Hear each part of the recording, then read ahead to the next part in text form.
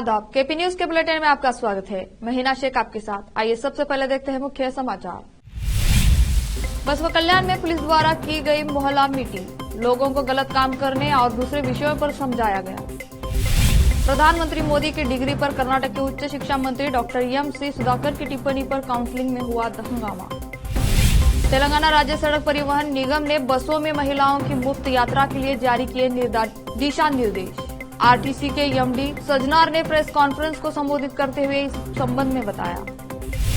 तेलंगाना के मुख्यमंत्री रेवंत रेड्डी ने राज्य के 12 मंत्रियों को आवंटित किए विभाग। गृह मंत्री के पोर्टफोलियो पर नहीं हुआ कोई फैसला। भारत से पूरी दुनिया को उम्मीद, ऐसे ही नहीं हुआ ये सब। इन्फिनिटी फोरम में बोले प्रधानमंत्री नरेंद्र मोदी। कांग्रेस की पूर्व अध्यक्ष सोनिया गांधी का आज 77वां जन्मदिन। प्रधानमंत्री मोदी कांग्रेस नेता राहुल गांधी ने दी बधाई।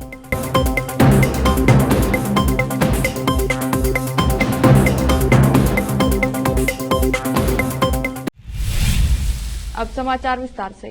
बसवा कल्याण के लाल तालाब रोड पे आमिरपेट कॉलोनी में बसवा कल्याण टाउन के सीपीआई अली साहब और पीएसआई अमरीश और उनकी टीम मिलकर मोहल्ला मीटिंग की। इस मीटिंग में मोहल्ले के लोगों को गलत रास्ते पर मत जाओ और आजकल फ्रॉड मैसेज और कॉल आ रहे हैं, इसके झांसे में मत जाओ और अपने अपने मोहल्ले में अमन और सुकून का माहौल बनाओ कहकर समझाया गया और कहा कि जो गलत काम करेगा उसको पुलिस नहीं छोड़ेगी। बसवा कल्याण से केपी न्यूज के संवाददाता समीर शेख की रिपोर्ट। गलती है, ये की गलती है, ठीक की गलती है, तो हम तहकीकात करते हैं, हम कानूनी कार्रवाई करते हैं। जो लोग गलती करते हैं उसको सख्त कार्रवाई करते हैं, उसके खिलाफ में एक्शन लेते हैं। थोड़ी सी ओपन कर देते हैं, साले माहौल खराब करने देते हैं, माहौल खराब कर रहे हैं। जाके क्या वजह था वहाँ पे करने का, है ना? करने की वजह क्या था? बस में झगड़े हुए तो जो है 400 लोग माहौल को खराब करें, इसीलिए मुद्दा क्या है, यही मुद्दा है। फिर दोबारा ऐसा नहीं होना चाहिए। दुनिया जब भेदा हो गई, जब से जंग है, रामायण महाभारत हमारे भी इस्लाम में जंग देखते नहीं हम, तो जंग होती है तो सबके कार्रवाई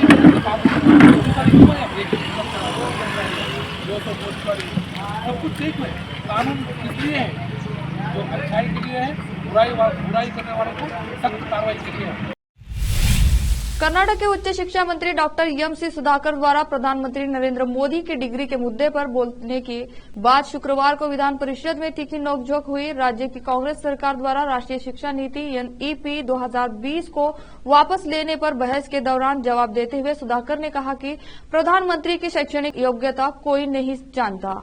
इससे भाजपा सदस्य नाराज हो गए और उन्होंने मोदी का नाम बेवजह घसीटने पर आपत्ति जताई। सदन के सभापति ने हस्तक्षेप किया और उन बिंदुओं को हटाने को आदेश दिया जो विषय से संबंधित नहीं थे। पत्रकार गौरी लंकेश की हत्या के आरोपी नंबर 11 मोहन नायक यन को कर्नाटक उच्च न्यायालय ने जमानत दे दी। अदालत ने इस आधार पर जमानत दी कि मुकदमे में देरी हुई और यह जल्दी पूरा भी नहीं होगा। इसमें इनकी कोई गलती नहीं है। उच्च न्यायालय ने कहा कि वह 18 जुलाई 2018 से न्यायिक हिरासत में है। इस मामले में 527 आरोप पत्र गवाह है और पिछले 2 वर्ष में उनमें से केवल 90 से पूछताछ की गई है। हालांकि उच्च न्यायालय ने फरवरी 2019 में नायक की पिछली जमानत याचिका को खारिज करते हुए निचली अदालत को मुकदमे में तेजी लाने का निर्देश दिया था। न्यायाधीश यस विश्वजीत शेट्टी ने 7 दिसंबर को 51 वर्षीय नायक की याचिका को अनुमति देते हुए यह आदेश पारित किया, जिसने 6 जुलाई को ट्रायल कोर्ट द्वारा मुकदमे में अत्यधिक देरी के आधार पर उसे जमानत पर रिहा करने से इनकार करने के बाद उच्च न्यायालय का रुख किया था। राष्ट्रीय जांच एजेंसी ने आईएस आतंकी साजिश मामले में कर्नाटक और महाराष्ट्र में 40 से अधिक स्थानों पर छापेमारी कर रही है। सूत्रों ने बताया कि आज सुबह से एनआईए द्वारा छापेमारी में कुल 41 स्थानों में से एजेंसी के अधिकारियों ने कर्नाटक में 1 पुणे में, 2 ठाणे ग्रामीण में, 31 ठाणे शहर में, 9 और भयंदर में 1 स्थान की तलाशी ली है, जानकारी मिल रही है कि छापेमारी के दौरान 13 लोगों को गिरफ्तार किया गया है। सूत्रों ने बताया कि आतंकवाद रोधी एजेंसी के अधिकारियों ने महाराष्ट्र और कर्नाटक के पुलिस वालों के साथ मिलकर इन स्थानों पर छापेमारी की। यह मामला आरोपी व्यक्तियों और उनके सहयोगियों द्वारा रची गई एक आपराधिक साजिश से संबंधित है, जिन्होंने अल कायदा और आईएसआईएस सहित प्रतिबंधित आतंकवादी संगठनों की हिंसक चरमपंथी विचारधारा की प्रतिज्ञा ली थी और एक आतंकवादी गिरोह बनाया था। तेलंगाना राज्य सड़क परिवहन निगम ने बसों में महिलाओं की मुफ्त यात्रा के लिए दिशा निर्देश जारी किए हैं। आरटीसी के एमडी सजनार ने प्रेस कॉन्फ्रेंस को संबोधित करते हुए कहा कि उम्र की परवाह किए बिना लड़कियां, महिलाएं और बुजुर्ग महिलाएं यात्रा कर सकती हैं। उनके पास कोई भी पहचान पत्र होना चाहिए, जैसे आधार, मतदाता पहचान पत्र, driving licence, PAN card, passport, राज्य या केंद्र का पहचान पत्र पर्याप्त होगा और वे राज्य में कहीं भी यात्रा कर सकते हैं। यात्रा की कोई निश्चित सीमा नहीं है और वे किसी भी बस से यात्रा कर सकते हैं। एक दिन में कितनी बार? एमडीसी ने कहा कि भीड़ को देखते हुए भविष्य में बसों की संख्या भी बढ़ाई जाएगी। महिलाओं के लिए फ्लेवेल्गो express city, ordinary, metro express बसों में मुफ्त यात्रा की सुविधा दी जाएगी। जल्द ही इस संबंध में 0 टिकट जारी किया जाएगा। Guarantee free women free travel to all women and girls అనేది దానిపైన గవర్నర్ అయిన ముఖ్యమంత్రి గారు శ్రీ రేవంత్ రెడ్డి గారు క్లియర్ కట్ ఆదేశం ఇవ్వడం జరిగింది టీఎస్ఆర్సీ యాజమాన్యానికి. దీనిపైన వర్కౌట్ చేసి దీనిపైన గైడ్ లైన్స్ ను విడుదల చేయాలని చెప్పడం జరిగింది. దాని భాగంగా రేపు 1:30 గంటకు అసెంబ్లీ ప్రిమైసెస్ నుంచి ఈ ఒక స్కీమ్ ని లాంచ్ చేయడం జరుగుతుంది. లాంఛనంగా లాంచ్ చేయడం జరుగుతుంది. ఈ ఒక స్కీమ్ ని లాంచ్ చేసి మహిళా మంత్రులకు, ఎమ్మెల్యేస్ కి, ఎమ్మెల్సీస్ కి, మన చీఫ్ సెక్రటరీ గారికి, నిఖత్ జరీనాకి మరియు మన ట్రాన్స్పోర్ట్ సెక్రటరీ గారికి, అధికారులందరూ కూడా ఉమెన్ ఎంప్లాయీస్ కి, అక్కడ ఉన్న ఎంప్లాయీస్ అందరూ కూడా టికెట్ ఇష్యూ చేసి ఈ స్కీమ్ ని రాష్ట్ర వ్యాప్తంగా లాంచ్ చేయడం జరుగుతుంది. అదేవిధంగా ఇవన్నీ కూడా ఫ్రీ టికెట్స్, 0 టికెట్స్ అని చెప్పి మనము చెప్పడం జరుగుతుంది. अब लेते हैं छोटा सा ब्रेक।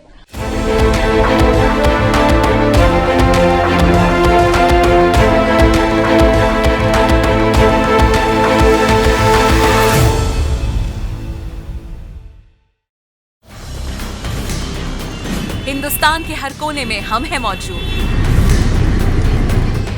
24 घंटे हालात पर गहरी नजर, खबरों से जुड़े चुपते सवालात और आपको दिखाता है धार्मिक, सामाजिक, राजनीतिक, लोकल और इंटरनेशनल न्यूज की सबसे बेहतर कवरेज, जो आपको रखती है हर पल बाखबर। देश और दुनिया भर की खबर के लिए देखते रहें केपी न्यूज 24/7।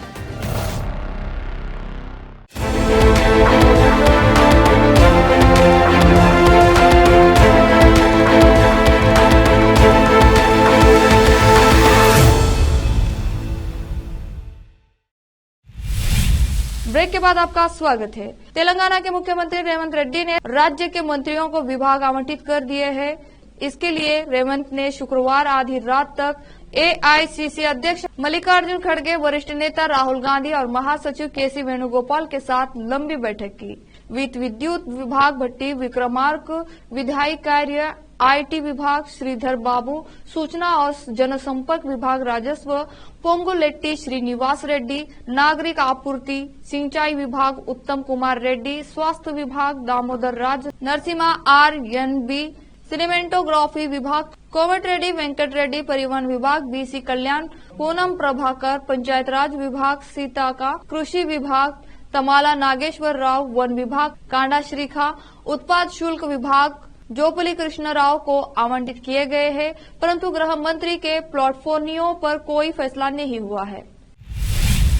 तेलंगाना विधानसभा का तीसरा सत्र आज से शुरू होगा। मजलिस के फ्लोर लीडर अकबरुद्दीन ओवैसी, जो सदन में वरिष्ठ विधायक है, विधानसभा के प्रोटेम स्पीकर के रूप में काम करेंगे। इस संबंध में राज्यपाल तमिलिसाई सुंदरराजन ने राजभवन में उन्हें शपथ दिलाई। इसके बाद अकबरुद्दीन ओवैसी विधानसभा के नवनिर्वाचित सदस्यों को शपथ दिलाएंगे। पूर्व स्पीकर पोचाराम श्रीनिवास रेड्डी, मुख्यमंत्री रेवंत रेड्डी, डिप्टी सीएम मालू भट्टी, विक्रमार्क मंत्री श्रीधर बाबू, कॉमर रेड्डी, वेंकट रेड्डी, पोंगलुट्टी, श्रीनिवास रेड्डी, पूनम प्रभाकर, तमला नागेश्वर राव और विधायक हरीश राव ने भाग लिया। स्पीकर चुनाव की अधिसूचना आज जारी होगी। वकाराबाद विधायक गुडम प्रसाद कुमार को पार्टी नेतृत्व ने पहले से ही स्पीकर तय कर लिया है। इस लिहाजे से उनका चयन नाम मात्र का होगा, जबकि सामान्यतः सदन का वरिष्ठ सदस्य प्रोटेम स्पीकर के रूप में कार्य करता है। प्रोटेम स्पीकर तब तक पद पर रहता है जब तक कि नवनिर्वाचित सदस्यों को शपथ नहीं दिला दी जाती और स्पीकर का चुनाव नहीं हो जाता। मैं अकबरुद्दीन ओवैसी, जिसे कानून साज असेंबली का रुकन मुंतखब किया गया है, अल्लाह के नाम से हल्फ लेता हूँ कि मैं कानून की रोह से राइज दस्तूर हिंद का वफादार और फरमाबरदार रहूंगा, हिंदुस्तान के इक़्तिदार आला और इसकी सालमियत को बरकरार रखूंगा और इस फर्ज मनसबी को मुझे तफवीज़ किया जाने वाला है पूरी दियानतदारी से अंजाम दूंगा। मैं अकबरुद्दीन ओवैसी, रुकन तेलंगाना कानून साज असेंबली, अल्लाह के नाम से हलफ लेता हूँ कि मैं ऐवान के क़वाइद का पाबंद रहूंगा, इन पर अमल करूंगा और आदाब मजलिस को मलहूज रखते हुए ऐवान की रिवायात का एहतराम करूंगा। प्रधानमंत्री नरेंद्र मोदी ने शनिवार को सुबह करीब 10:30 बजे वीडियो कॉन्फ्रेंसिंग के माध्यम से फिनटेक से जुड़े हुए एक global thought leadership platform infinity forum के दूसरे संस्करण को संबोधित किया। इन्फिनिटी फोरम में प्रधानमंत्री नरेंद्र मोदी ने कहा, ऑस्ट्रेलियाई पीएम ने इस साल की शुरुआत में कहा था कि भारत ग्लोबल साउथ को नेतृत्व देने के लिए मजबूत स्थिति में है।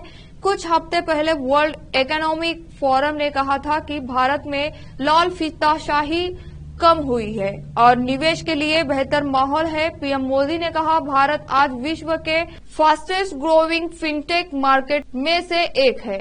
फिनटेक में भारत की ताकत गिफ्ट आईपीएससी के विजय से जुड़ी हुई है, जिसके कारण ये स्थान फिनटेक का एक उभरता हुआ केंद्र बन रहा है। पीएम मोदी ने कहा कि आज विश्व के सामने खड़ी सबसे बड़ी चुनौतियों में से एक है क्लाइमेट चेंज। विश्व की सबसे बड़ी अर्थव्यवस्थाओं में से एक होने के भारत भी इन चिंताओं को कम नहीं आंकता है। इसको लेकर हम सचेत हैं। कांग्रेस की पूर्व अध्यक्ष सोनिया गांधी आज यानी शनिवार को अपना 77वां जन्मदिन मना रही हैं। बता दें कि सोनिया गांधी का जन्म 9 दिसंबर 1946 को इटली में हुआ था। वह सबसे लंबे समय तक कांग्रेस की अध्यक्ष रही। उन्होंने पिछले कुछ साल से स्वास्थ्य कारणों के चलते सक्रिय राजनीति से दूरी बना ली है और उनके बेटे राहुल गांधी एवं बेटी प्रियंका गांधी पार्टी में अहम भूमिका निभा रहे हैं। प्रधानमंत्री मोदी ने सोनिया गांधी को उनके 77वें जन्मदिन पर बधाई दी। पीएम मोदी ने सोशल मीडिया मंच एक्स पर लिखा, श्रीमती सोनिया गांधी को उनके जन्मदिन की शुभकामनाएं। ईश्वर उन्हें दीर्घायु और अच्छा स्वास्थ्य प्रदान करे। कांग्रेस नेता और सोनिया गांधी के बेटे राहुल गांधी ने मां के 77वें जन्मदिन पर एक प्यारी सी तस्वीर शेयर की है। सोशल मीडिया प्लेटफॉर्म एक्स पर राहुल गांधी ने मां के गले लगाए हुए फोटो शेयर करते हुए लिखा, जो मोहब्बत इनसे मिली है वही देश से बांट रहा हूं। फिर से लेते हैं छोटा सा ब्रेक।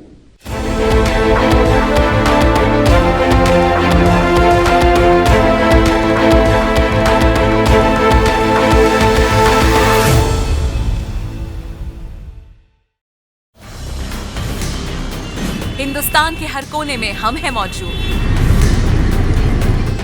24 घंटे हालात पर गहरी नजर, खबरों से जुड़े चुपते सवालात और आपको दिखाता है धार्मिक, सामाजिक, राजनीतिक, लोकल और इंटरनेशनल न्यूज की सबसे बेहतर कवरेज, जो आपको रखती है हर पल बाखबर। देश और दुनिया भर की खबर के लिए देखते रहें केपी न्यूज 24/7।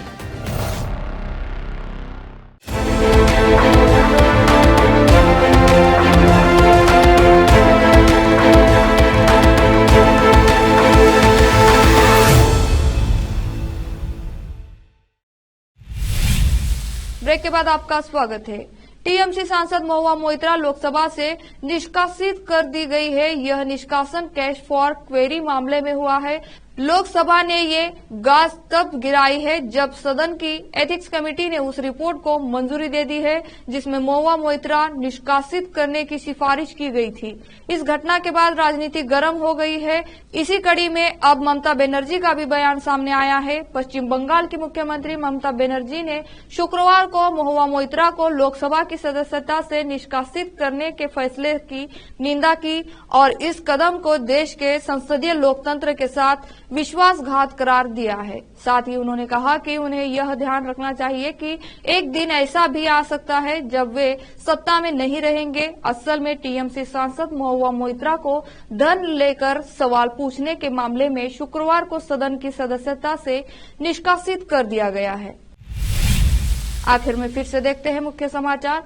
बसवा कल्याण में पुलिस द्वारा की गई मोहल्ला मीटिंग, लोगों को गलत काम करने और दूसरे विषयों पर समझाया गया। प्रधानमंत्री मोदी की डिग्री पर कर्नाटक के उच्च शिक्षा मंत्री डॉक्टर एम.सी. सुधाकर की टिप्पणी पर काउंसिलिंग में हुआ हंगामा। तेलंगाना राज्य सड़क परिवहन निगम ने बसों में महिलाओं की मुफ्त यात्रा के लिए जारी किए दिशा निर्देश। आरटीसी के एमडी सजनार ने प्रेस कॉन्फ्रेंस को संबोधित करते हुए इस संबंध में बताया।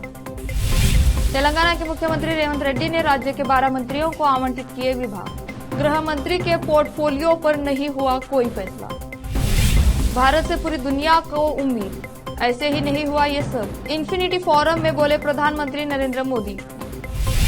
कांग्रेस की पूर्व अध्यक्ष सोनिया गांधी का आज 77वां जन्मदिन। प्रधानमंत्री मोदी कांग्रेस नेता राहुल गांधी ने दी बधाई।